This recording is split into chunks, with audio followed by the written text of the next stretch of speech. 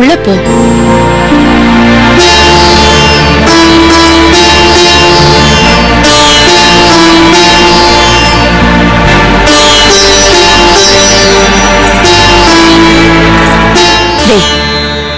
இன்னும் எதுக்காக மொத்த உண்மை வச்சிருக்க?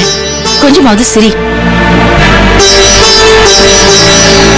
மீனா, இவங்களை உள்ள கூட்டிட்டு போ.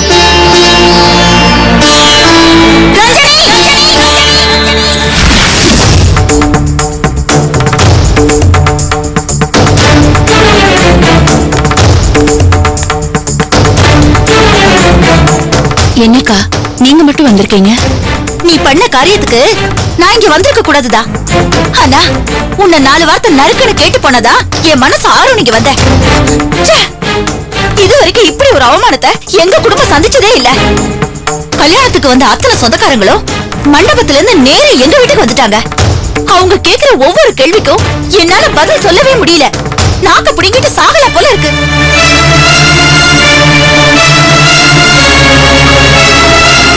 அக்கா, உங்க கஷ்டம் எனக்கு புரியுது. ஆனாலும் அந்த நேரத்துல பேசாத, நீ பேசாத. உன் ஆறுதல் ஒண்ணு எனக்கு தேவையில்லை. செய்யறதெல்லாம் செஞ்சுட்டு இப்ப என்ன பேச வர? என்ன தைரியம் உனக்கு? எவ்வளவு ஒருத்தி கர்ப்பம் வந்து நிக்கிறா, அவளை கெடுத்தது உன் தம்பின்னு வேற சொல்றா. எதை பத்தியும் யோசிக்காம யாரையும் கேட்காம உன் கழுத்துல இருந்த மாலையை கட்டி அவளுக்கு போட்டு உங்களுக்காக போட்டிருந்த மணவரையில இவங்க 2 பேரையும் உட்கார வச்சு கல்யாணம் பண்ணி வச்சுட்ட.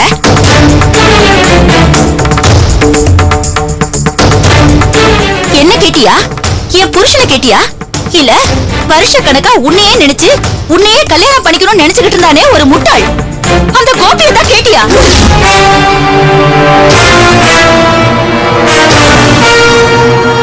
அப்பவே மண்டபத்துல ஒருத்தி கேட்டா, இவ்வளவு கேவலமான ஒரு குடும்பத்துல நீங்க எப்படி போய் சம்மந்தம் வச்சுக்கிட்டீங்கன்னு. அக்கா வேண்டாம்க்கா, என் குடும்பத்தை பத்தி கேவலமா பேசாதீங்க. இனிமே நான் என்ன பேசுறது? ஊரே பேச போகுது. என்னக்கா பேசும்? எதுக்கு பேசணும்? திருட்டுத்தனமா யாரும் எதுவும் பண்ணல. ஒரு கல்யாணம் எப்படி முறையா நடக்கணுமோ அப்படிதான் இதுவும் நடந்திருக்கு.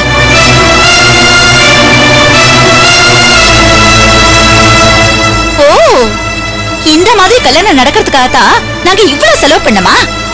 பட்டுல இருந்து பத்திரிக்கை வரைக்கும் எவ்வளவு லட்சம் ஆச்சுன்னு தெரியுமா?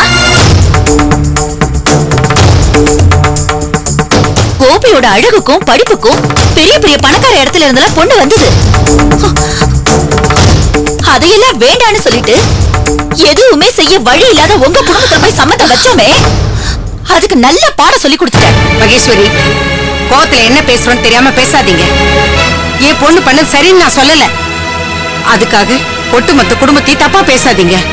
பாருமா, இப்படி ஒரு சம்பவம் நடக்கும்னு யாருமே எதிர்பார்க்கல. சந்தர்ப்ப சூழ்நிலையில அப்படி நடந்து போச்சு. இனிமே மேற்கொண்டு நாம என்ன பண்ணணும் தான் யோசிக்கணும். யோசிக்கணுமா? இனிமே யோசிக்கிறதுக்கு என்ன இருக்கு?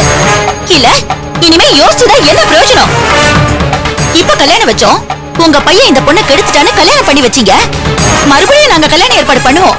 அப்போ உங்க பொண்ணு எவனையாவது இழுத்துட்டு வந்து எனக்கு கல்யாணம் பண்ணி வைங்கன்னு சொல்லுவா. வேண்டாக்கா, தயவு செஞ்சு இங்க இருந்து போயிடுங்க. நான் திரும்பி பேசினா அப்புறம் உங்களால தாங்க முடியாது. தேவையில்லாம என் தங்கச்சி மேல பழிய போட்டு பேசாதீங்க. நான் வேணா கோபி கிட்ட பேசிக்கிறேன்க்கா. கோபியா? இனிமே அவங்கிட்ட என்ன பேச்சு? மறுபடியும் அவனை முட்டாளாக்குறதுக்கா? அதுக்கெல்லாம் நாங்க தயாரா இல்லம்மா.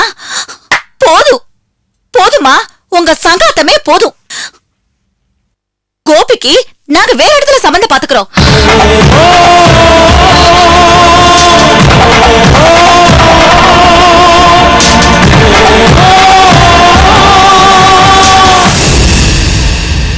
இனிமே உங்க குடும்பத்தோட எங்களுக்கு எந்த ஒட்டு உறவும் கிடையாது.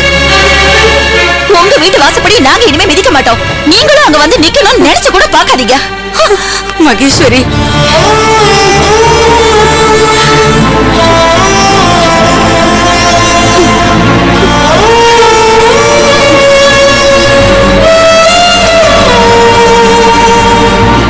பாத்தியா எவ்வளவு கேவலமா பேசிட்டு போறாங்கன்னு? கால் வச்ச முத நாளிலேயே எங்களுக்கு இவ்வளவு பெரிய அவமானத்தை கொண்டு வந்து சேர்த்துட்டியே.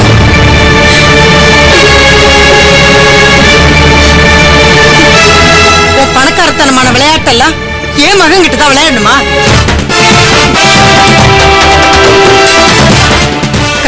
முன்னாடியே கர்ப்பம், புருஷன் யாருன்னு தெரியாத உங்க அம்மா, அப்பம் பேர் தெரியாத நீ. உங்களுக்கு வேணா இது சாதாரண விளையாட்டா இருக்கலாம், ஆனா கௌரவமா வாழ்ற எங்களுக்கு இதெல்லாம் சரி ஆகாது, சரி ஆகாது. போதுமா, மேலும் மேலும் அவளை கஷ்டப்படுத்தாத.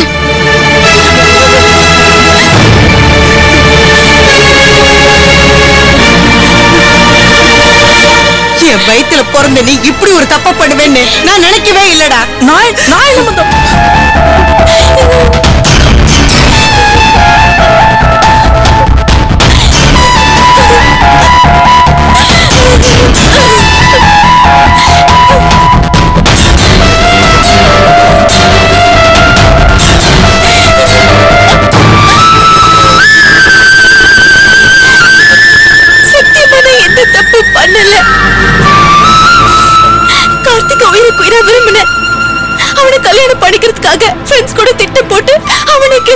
வர வச்சேன். நானும் அவனு நெருக்கமா இருக்கிற மாதிரி போட்டோ எடுத்து அதை எங்க அம்மா கிட்ட காட்டினா அவங்க இந்த கல்யாணத்துக்கு சம்மதிப்பாங்கன்னு நினைச்சேன். ஆனா கார்த்திக் அவசரப்பட்டு தப்பு பண்ணிட்டான். கூல்ட்ரிங்க்ஸ்ல மயக்க மாத்திரை போட்டதுனால என்னால அதை தடுக்க முடியல. இப்ப பழைய எல்லாரும் என் மேலேயே போடுறாங்க. எனக்கு செத்து போல இருக்கு. இது பாரு, ஏற்கனவே முட்டாள்தனமா பண்ணது போதும். மறுபடியும் தப்பா எதுவுமே யோசிக்காத. கல்யாணம் எப்படி வேணாலும் நடந்திருக்கலாம், ஆனா வாழற ஒவ்வொரு நாளும் கஷ்டம் இல்லாம சந்தோஷமா இருக்கணும். இது பாரு, இது வரைக்கும் நீ அழுதது போதும். இனிமே நீ அழக்கூடாது. உனக்கு நான் இருக்கேன். நீ எதுக்கும் பயப்படாத. எல்லாத்தையும் நான் பாத்துக்கிறேன். நீங்க உங்க கல்யாணத்தையே எனக்காக தியாகம் பண்ணிட்டீங்க. இப்போ எல்லார்கிட்டயும் நீங்க இப்படி. நான் அப்படி நினைக்கவே இல்லை. இந்த முகூர்த்தம் கடவுள் உங்களுக்காகவே நிச்சயம் பண்ணிருக்காரு. எனக்கு அப்படிதான் தோணுது. அதனாலதான் உங்க கல்யாணம் நடந்தது. இது பாரு ஐஸ்வர்யா, இனிமே இது உன் வீடு. இங்க எல்லாரையும் விட உனக்குதான் அதிக உரிமை இருக்கு. மனசுக்குள்ள எதையும் போட்டு குழப்பிக்காம சந்தோஷமா இரு. போ.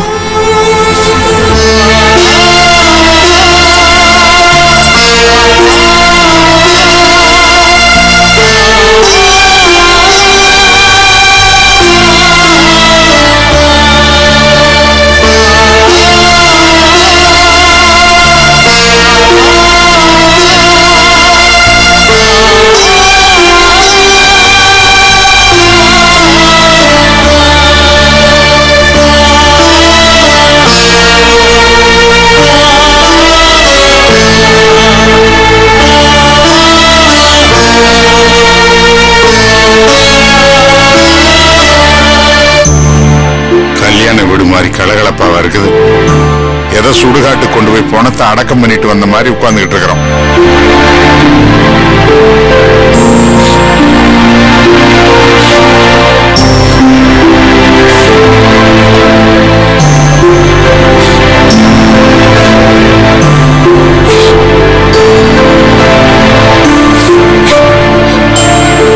இது பாரு ஐஸ்வர்யா, திரும்ப. நீ ஆசைப்பட்ட மாதிரி தானே இந்த கல்யாணம் நடந்துச்சு. இன்னும் ஏன் கண் கலங்குற? நான் ஆசைப்பட்ட மாதிரி எனக்கு பிடிச்ச கார்த்திகை தான் நான் கல்யாணம் பண்ணிக்கிட்டேன். ஆனா என்னதான் யாருக்கும் இந்த வீட்டுல பிடிக்கல. என்ன ஒரு விரோதியை விட மோசமா பாக்குறாங்க. எங்க அம்மா வேணா கெட்டவங்களா இருக்கலாம், ஆனா நான் அப்படி இல்லை. ஆரம்பத்துல நான் கொஞ்சம் திமிரா நடந்துக்கிட்டேன். உங்க தம்பி மேல ஸ்டேஷன்ல கம்ப்ளைண்ட் கொடுத்து அவரை ஜெயிலுக்குள்ள தள்ளினேன். அவர் ஜெயில இருந்தப்ப உங்க வீட்டுல உள்ளவங்க துடிச்ச துடிப்ப பார்க்கும்போது இப்படி ஒரு குடும்பம் இருக்கான்னு அப்பதான் நான் தெரிஞ்சுக்கிட்டேன். உங்க வீட்டுல உள்ளவங்களை பாக்குற வரைக்கும் பாசம்னா என்னன்னே தெரியாம வளர்ந்துட்டேன்.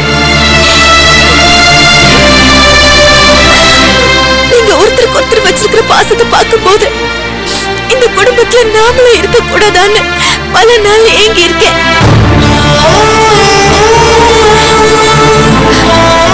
பிறந்த வீட்டுலதான் எனக்கு அன்பும் பாசமும் கிடைக்கல. புகுந்த வீட்லயாவது கிடைக்கும்னு நினைச்சேன்.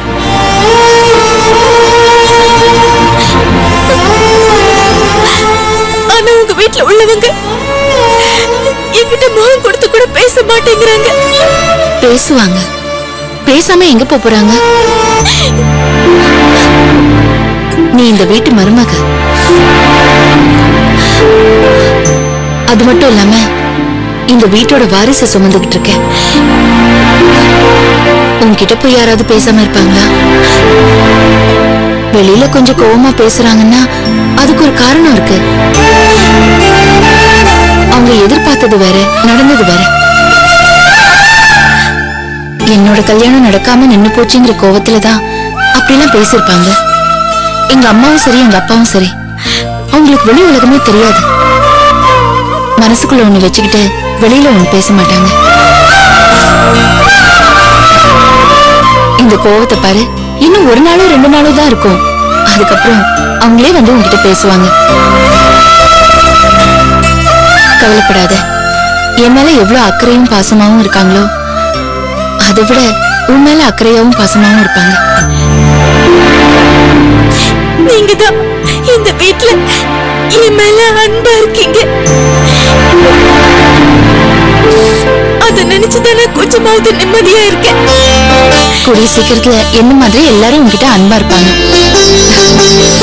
கல்யாண பொண்ணு இனிமே கண் கலங்கிட்டு இருக்க கூடாது. என்ன, உள்ள பால் வச்சிருக்கேன், எடுத்துட்டு போ. என்ன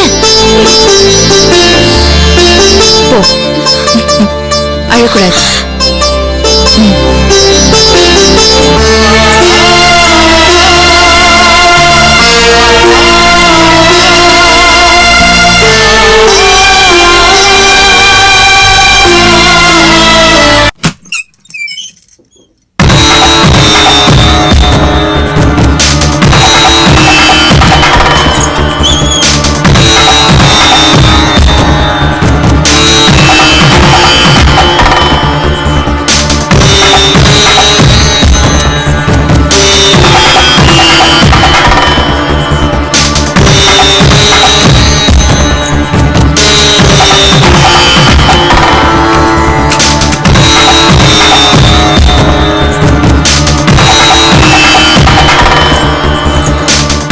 ஆசீர்வாதம் பண்ணு. நடிக்கிறியா? கார்த்தி, நான் ஏதாவது தப்பு பண்ணிருந்தா என்ன மன்னிச்சிரு. தப்பா? தப்பு பண்ணலடி, நீ துரோகம் பண்ணிருக்க. துரோகம். அநியாயமா திட்டம் போட்டு எங்க அக்கா கல்யாணத்தை நிறுத்திட்டல. இப்ப சந்தோஷமா உனக்கு? என்ன, இது உங்க அம்மா போட்டு கொடுத்த பிளானா? அப்படி எல்லாம் எதுவும் இல்ல கார்த்தி. என்ன எங்க அம்மா கிட்ட இருந்து காப்பாத்துங்கன்னு சொல்றதுக்காகத்தான் நான் கல்யாண மண்டபத்துக்கே வந்தேன். ஆனா உங்க அக்கா அப்படி ஒரு முடிவு எடுப்பாங்கன்னு நான் எதிர்பார்க்கல. எதிர்பார்க்கல? அப்புறம் ஏன்டி மனவரையில வந்து உட்கார சொன்னப்போ உட்கார்ந்த? அம்மா பொண்ணு 2 பேரும் சேர்ந்து மாத்தி மாத்தி நாடகம் போடுறீங்களா? ஐயோ கார்த்தி, பேசாத. தாலி வாங்க போன இடத்துல உங்க அம்மா தான் என்ன ஆளை வச்சு கடத்தினாங்க. 3 நாளா என் உயிரை கையில பிடிச்சிட்டு இருந்தேன்டி. நல்ல வேலை, இப்படியே தப்பிச்சு வந்துட்டேன். இல்லனா என்ன அங்கேயே கொண்டு சமாதி ஆக்கிட்டு இருப்பானுங்க. அது மட்டுமா பண்ணாங்க? பொண்ணை நான் கடத்திட்டதா சொல்லி போலீஸ்ல கம்ப்ளைண்ட் பண்ணாங்க. என்ன பிடிச்ச போலீஸ்ல இருந்து நான் தப்பிச்சு வந்தேன்டி. இவ்வளவு எதுக்குடி? எங்க அக்கா கல்யாணத்தை நிறுத்ததானே? அதெல்லாம் முடியல. கடைசியா நீ வந்து கர்ப்பம்னு சொல்லி கல்யாணத்தை சக்சஸ்ஃபுல்லா நிறுத்திட்ட. கார்த்தி, நான் கர்ப்பமா இருக்கிறது உண்மை. உண்மையா இருக்கட்டும். அதுக்கு நான் காரணம் இல்ல, வேற எவனாவது இருப்பான். கார்த்தி, ஏய், நீங்க தான் எதுக்கும் துணிஞ்சவங்களாச்சே. உங்களுக்கு எல்லாம் இதெல்லாம் சாதாரண விஷயம் தானே? ஐயோ போதும் கார்த்தி, போதும். இதுக்கு மேல அம்மாட்ட மேல இப்படி பேசாத. சத்தியமா இதுக்கு காரணம் நீதான். சத்தியம்? நீ அந்த வார்த்தையை யூஸ் பண்ணாத. எப்படியோ எல்லாரும் ஏமாத்தி என்ன கல்யாணம் பண்ணிட்ட. ஆனா என் கூட வாழலான்னு மட்டும் நினைச்சிடாத. என் வீட்டுக்கு வேணா நீ மருமகளா வந்திருக்கலாம். ஆனா என்னைக்குமே நீ என் பொண்டாட்டிங்கிற எண்ணம் கூட எனக்கு வராது. என் உயிரே போறதா இருந்தா கூட நான் உன்னை தொட மாட்டேன். ஒன்னு சொல்றேன், நல்லா ஞாபகம் வச்சுக்கோ. மரியாதையா நீ உன் வீட்டுக்கு போறதுதான் நல்லது. இல்ல நான் இந்த வீட்டுல தான் இருப்பேன் அப்படின்னு சொன்னேன்னு வச்சுக்கோ, ஒவ்வொரு நாளும் நீ அணுவா சித்திரவதை அனுபவிக்க வேண்டியது இருக்கும். முடிவு பண்ணிக்கோ எந்த வாழ்க்கை உனக்கு வேணும்னு.